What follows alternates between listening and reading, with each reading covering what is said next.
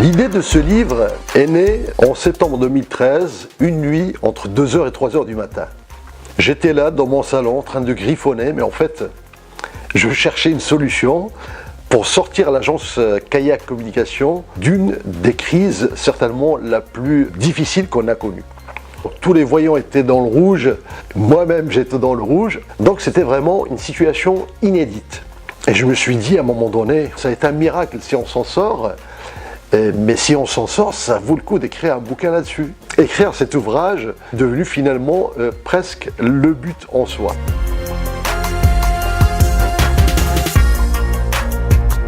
C'est le livre que j'aurais souhaité lire avant de me lancer dans l'entrepreneuriat.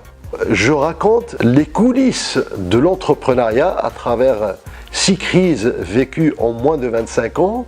À la fin de l'ouvrage, j'ai recensé 50 leçons de vie pour entreprendre, c'est-à-dire des leçons qu'on n'apprend pas dans les écoles. Exemple, vous perdez un client qui pèse 40% de votre chiffre d'affaires, alors que vous venez d'engager 3 CDI pour satisfaire sa demande. Comment on fait? Aucun cours de management, de marketing ne donne la solution.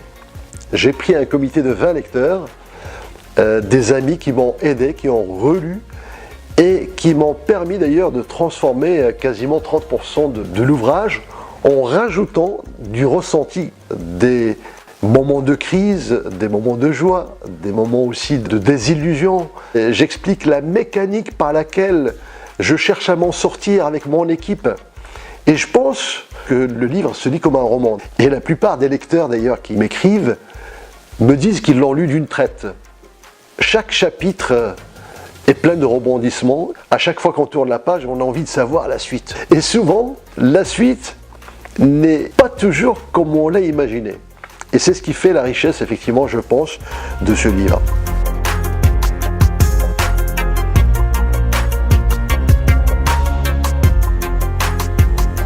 Kayak Mon Amour est inspiré d'un titre d'un film qui s'appelle Hiroshima Mon Amour, qui est sorti à ma date de naissance.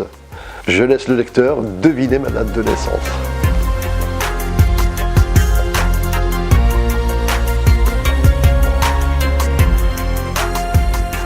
Alors pour l'illustration, donc un bonhomme dans un kayak qui se lance dans des eaux qui ne sont pas forcément transparentes, donc il y a des eaux troubles.